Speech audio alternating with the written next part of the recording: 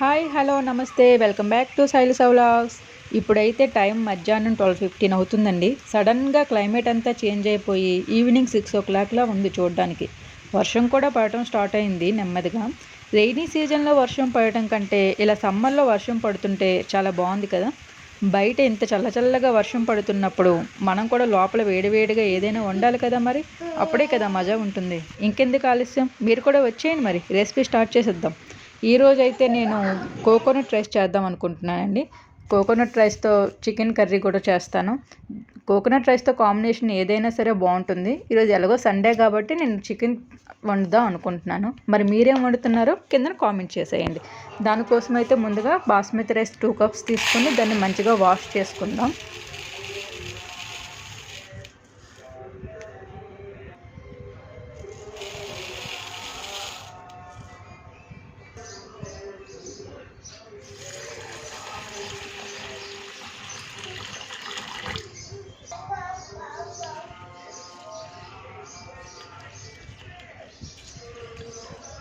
ఇలా కడిగిన ఈ వాటర్ అంతా వేస్ట్ చేయకండి, మొక్కలకు వేయండి.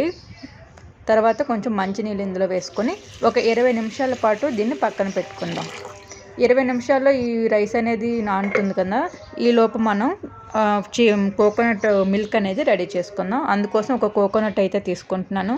ఇది లాస్ట్ టైం పూజ కోసం తెచ్చిన దాంట్లో ఒకటి మిగిలిపోయిందండి. మళ్ళీ పాడైపోతుందని చెప్పి కోకోనట్ రైస్ ప్రిపేర్ చేసేస్తున్నాను. ఇది ఎంతకీ పగలడం లేదు, చాలా గట్టిగా ఉంది. నాకు కోకోనట్ పగలగొట్టడం అంటే కొంచెం భయం అండి. ఒకసారి అది చేత్తో ఇలా పగలగొట్టేటప్పుడు పెంక్ అనేది చేతిలో గుచ్చుకుంది. అప్పటి నుంచి కొంచెం అది కొట్టాలంటే కొంచెం భయంగా ఉంటుందన్నమాట.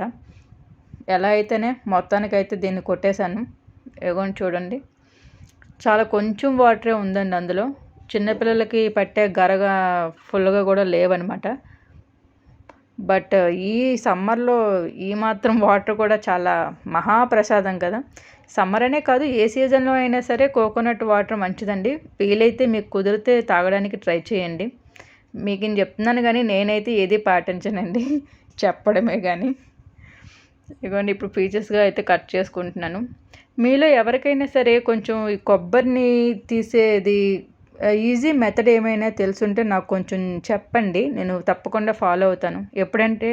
ఎందుకంటే నేను ఎప్పుడూ ఈ కొబ్బరితో స్ట్రగుల్ అవుతూనే ఉన్నానన్నమాట. ఇప్పుడు దాని పెంక్ అనేది తీసేసుకుందాం.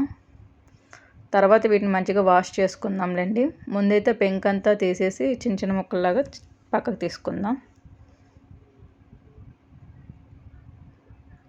ఇది కొంచెం లేత కొబ్బరి, బాగుందండి, తినొచ్చు. మటను చికెన్ కంటే కొబ్బరి మంచి ఎక్కువ ఆరోగ్యం అంటారు కదా. అయితే దీన్ని ఇప్పుడు ముక్కల్లాగా కట్ చేసుకుంటున్నాను. మనం ఎలాగో మిక్సీ పడతాం కాబట్టి మరీ చిన్న ముక్కల్లాగా అయితే కట్ చేయాల్సిన అవసరం లేదు. ఈ మాత్రమైన ముక్కలు ఎందుకు అంటే మనం మిక్సీ పాడవకుండా ఉండడం కోసం అనమాట. సరేనా, ఈ విధంగా అన్ని ముక్కలు కూడా కట్ చేసుకున్న తర్వాత ఈ సైజులో దీన్ని ఇప్పుడు మనం మంచిగా వాష్ చేసుకుందాం. ఇది అనేది నేను చికెన్ ప్రిపేర్ చేయడానికి కోసం, చికెన్ కర్రీకి మసాలా కోసం అని చెప్పి పక్కన పెట్టేశాను ఆ ముక్కని. చికెన్లో కొబ్బరి ముక్క వేస్తే చాలా బాగుంటుందండి. తర్వాత ఇదిగోండి వాష్ చేస్తున్నాను. నేను ఏదో వీడియోలో చూశాను, వాటర్ని పైనుంచి అలా వేస్తూ ఉంటే వీడియో బాగా వచ్చిందని చెప్పి. మనకి రాని మనం ఎప్పుడు ట్రై చేయకూడదండి, మనకు వచ్చిన దాంట్లోనే ఇంకా ఎక్స్పీరియన్స్ కోసం ట్రై చేయాలి. మొత్తం అంతా వరద చేసేసాను వాటర్ అంతా. చూడండి, కడిగిన తర్వాత కొబ్బరి ముక్కలు అనేవి ఎంత తెల్లగా ఉన్నాయి కదా. పైన బ్రౌన్ కలర్ తోలు తీసేస్తే ఇంకా బాగుండేది. బట్ అది వేస్ట్ చేయడం ఎందుకు, ఎందుకంటే మనం ఎలాగో మొత్తం పేస్ట్లా చేసుకుంటున్నాం కాబట్టి అది కూడా ఉంచేసాను నేను.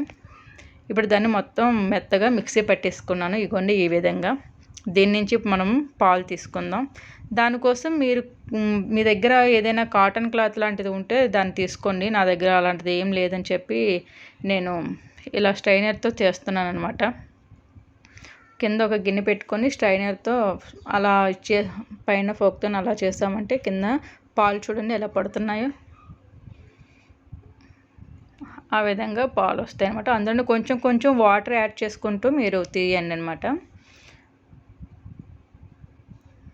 ఇదిగోండి ఫైనల్గా అయితే ఇలా వచ్చింది. ఇందులో ఇంకా ఉంది మిల్క్ అనేది, బట్ మాకు అవసరమైనంత మిల్క్ వచ్చేసిందని చెప్పి నేను ఇంక వదిలేశాను. దీన్ని ఇప్పుడు మనం పడేయకుండా మనం పౌడర్లా కూడా చేసుకోవచ్చండి ఆ కొబ్బరి పేస్ట్ దాంతో. నేను 2 cups రైస్ అనేది నానబెట్టాను కాబట్టి ఒక 4 cups పాలు అనేవి తీసుకుంటున్నాను. నార్మల్గా అయితే బాస్మతి రైస్కి తక్కువ వాటరే పడుతుంది, బట్ నాకు ఎలాగో ఇక్కడ కొంచెం సాఫ్ట్గానే కావాలి రైస్ అనేది. మా జున్నుగాడు కూడా తింటాడు కాబట్టి అందుకని 2 కప్స్ రైస్ కోసి నేను 4 కప్స్ వాటర్ అనేది మిల్క్ అనేది తీసుకున్నాను. అందులోనే మన మసాలాలు ఉంటాయి కదా, దాల్చిన చెక్క, లవంగాలు, పెప్పర్, ఆ బ్లాక్ది ఏంటో నాకు సరిగ్గా తెలియదండి దాని పేరు, అండ్ 2 పచ్చిమిరపకాయలు, యాలకులు, మనం ముందుగా నానబెట్టుకున్న రైస్, ఇవన్నీ కూడా యాడ్ చేసుకోవాలి అందులో.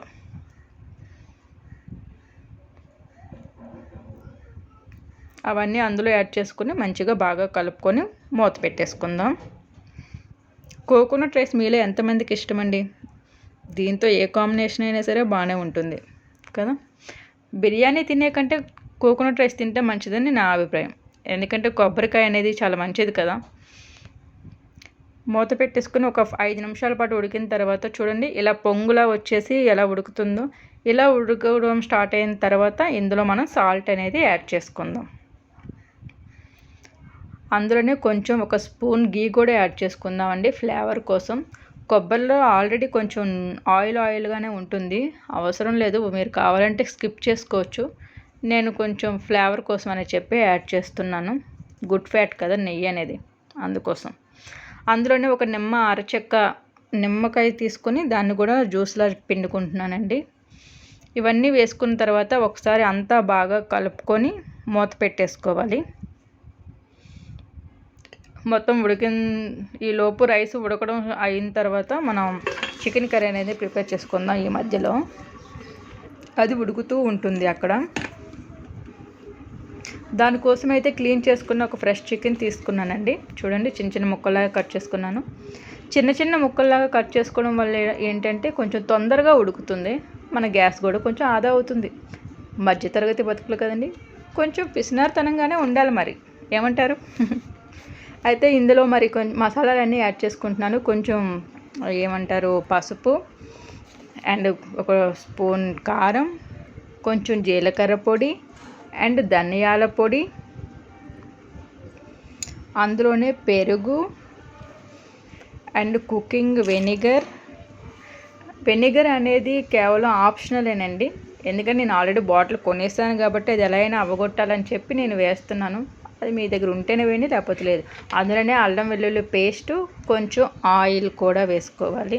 అవన్నీ వేసిన తర్వాత కొంచెం సాల్ట్ కూడా యాడ్ చేసుకోండి.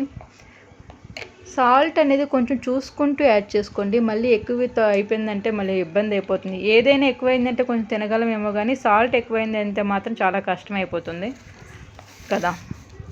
అందులోనే సాల్ట్ యాడ్ చేసుకున్న తర్వాత హాఫ్ లెమన్ కూడా పిండుకోండి. దాంతోపాటు చికెన్ మసాలా కూడా 1 స్పూన్ యాడ్ చేసుకొని అంతా కూడా అన్ని ముక్కలకి బాగా పట్టుకునేలాగా కలుపుకోవాలి.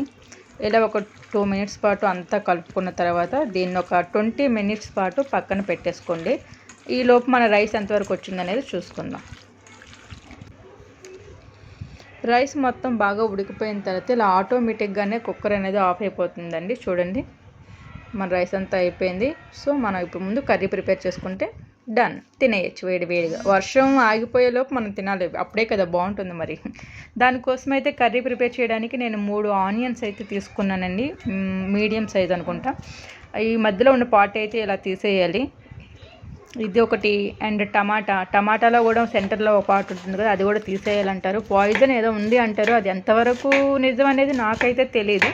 బట్ ఒకటైతే తెలుసు, మటన్ అయినా ఉడుకుతుందేమో కానీ ఈ సెంటర్లో ఉన్న ఈ పార్ట్ అయితే మాత్రం అస్సలు ఉడకదండి, ఎంతసేపటికి ఉడకదు. అందుకని అది తీసి పక్కన పెట్టేసుకొని తర్వాత ఆనియన్ టమాటాని ఇలా చిన్న చిన్న ముక్కల్లాగా కట్ చేసుకొని పక్కన పెట్టుకోవాలి. నేను తీసుకున్న 3 ఆనియన్స్లో ఒక హాఫ్ ముక్క అనేది చెప్పి పక్కన పెట్టేశానండి మసాలా కోసం అని చెప్పి. ఆ ఆనియనే ఈ ఆనియన్. ఇందులోనే మన బిర్యానీ మసాలా ఉన్న ఐటమ్స్ అన్నీ యాడ్ చేసుకొని దాంతోపాటు గసగసాలు, కొంచెం ధనియాలు, జీలకర్ర, అల్లం వెల్లుల్లి ఇవి కూడా వేసి మంచిగా మిక్సీ పట్టుకొని పేస్ట్ చేసుకుందాం. ఇక్కడ చూపిస్తున్న ఈ విధంగా ఈ పేస్ట్ని కూడా పక్కన పెట్టేసుకుని ఒక కడాయి పెట్టుకొని కొంచెం హీట్ అయిన తర్వాత అందులోనే ఒక 3 స్పూన్స్ ఆయిల్ అనేది యాడ్ చేసుకుందాం. ఆయిల్ అంతా హీట్ అయిన తర్వాత మనం ముందుగా కట్ చేసుకున్న ఆనియన్ ముక్కలు అందులో యాడ్ చేసుకుందాం. ఇందులోనే కొంచెం కరివేపాకు కూడా యాడ్ చేయండి, ఫ్లేవర్ బాగుంటుంది. ఈ నాన్ వెజ్ స్మెల్ అనేది కొంచెం డిఫరెంట్గా ఉంటుంది కదా, అది అనేది ఇది బ్యాలెన్స్ చేస్తుంది. దాంతోపాటు కొంచెం సాల్ట్ కూడా యాడ్ చేసామంటే ఆనియన్స్ అనేవి కొంచెం తొందరగా సాఫ్ట్ అవుతాయి. ఇందులోనే మనం ముందుగా కట్ చేసుకున్న టమాటా పీసెస్ని కూడా యాడ్ చేసుకోవాలి. అంతా బాగా కలుపుకొని మూత పెట్టుకోవాలి.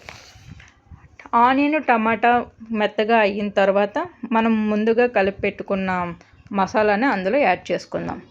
ఇవ్వండి, ఒక 2 మినిట్స్ తర్వాత చూస్తే ఇలా ఉంది. దగ్గరే ఉండి అది కలుపుకుంటూ ఉండండి, లేదంటే మాడిపోతూ ఉంటుంది. మా జున్నుగాడు పడుకునే టైం అయిపోతుందండి.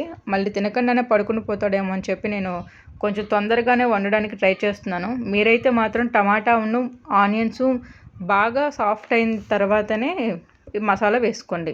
నేను కొంచెం పచ్చిగా ఉండగానే వేసేస్తున్నాను, మళ్ళీ వాడు పడుకుని పోతాడేమో అని చెప్పి. చాలామంది ముందుగానే మసాలాని ఆయిల్లో ఫ్రై చేసుకుంటారు, బట్ నేనైతే మాత్రం ముందు వేయనండి. ఎందుకంటే అది మసాలా తొందరగా అడుగంటి మాడిపోతుంది. అలా అయితే మళ్ళీ కూర అంతా చేదైపోతుంది. అందుకని చెప్పి నేను తర్వాత వేస్తాను. మనకు కావాల్సింది అందులో ఉన్న పచ్చివాసన అంతా పోయి అది ఫ్రై అవ్వడం. సో అది కొంచెం ఎక్కువసేపు ఉంచామంటే అలా ఫ్రై అయిపోతుంది మంచిగా. అందుకని నేను తర్వాత ఇలా యాడ్ చేసుకుంటాను. ఇలా మొత్తం అన్నీ కూడా మంచిగా యాడ్ చేసిందో చూడండి, ఆయిల్ అంతా సెపరేట్ అయిపోయింది. సో ఇలా అయిపోయిన తర్వాత మనం ముందుగా కలిపి పెట్టుకున్న చికెన్ అనేది తెచ్చి ఇందులో యాడ్ చేసుకోవాలి. చికెన్ యాడ్ చేసిన తర్వాత అంతా ఒకసారి బాగా కలుపుకొని మూత పెట్టేసుకుందాం.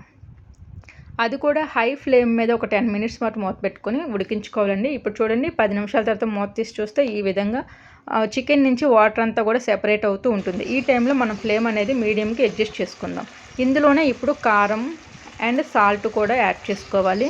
ఒకసారి మీకు అంటే ఎంత స్పైస్ ఎంత ఉప్పు మీరు ఎలా తింటారో దాన్ని బట్టి దాన్ని యాడ్ చేసుకొని అంతా కూడా ఒకసారి బాగా కలుపుకోవాలి. ఇలా అంతా కూడా ఒకసారి బాగా కలుపుకున్న తర్వాత మూత పెట్టేసి 15 నిమిషాల పాటు దాన్ని ఉంచాలండి మీడియం ఫ్లేమ్లోనే.